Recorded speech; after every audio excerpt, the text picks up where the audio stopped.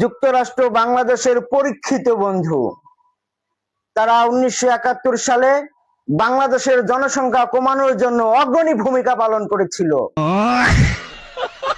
এমনকি তারা মার্কিন জাহাজ পর্যন্ত পাঠিয়েছিল বাংলাদেশের জনসংখ্যা কমানোর জন্য।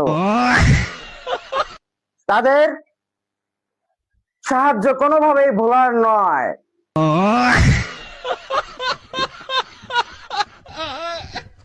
এমনকি 74-75 সালে মার্কিন যুক্তরাষ্ট্র বাংলাদেশে আরেকটি ষড়যন্ত্র করেছিল। তারা আবারও প্রমাণ করে বাংলাদেশের পরীক্ষিত বন্ধু হচ্ছে মার্কিন যুক্তরাষ্ট্র।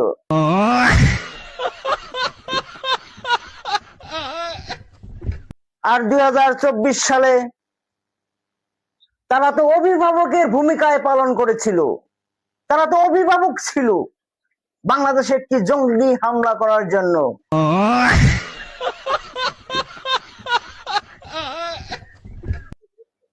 শুধু বাংলাদেশ নয়, যুক্তরাষ্ট্র সমগ্র বিশ্বে তারা জনসংখ্যা কমানোর অগ্রণী ভূমিকা পালন করে যাচ্ছে।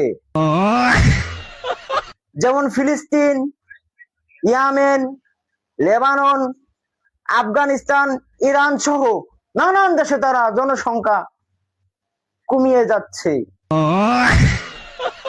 শুধু বাংলাদেশের নয়, সমগ্র বিশ্বের পরীক্ষিত বন্ধু হচ্ছে মার্কিন যুক্তরাষ্ট্র।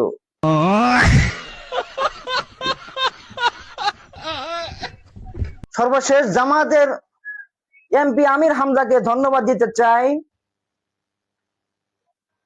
একটি সিগারেট কিনতে 80 পয়সা আমাদেরকে বেশি দিতে হইতো, সেটা সংসদে তিনি প্রতিবাদ করেছিলেন।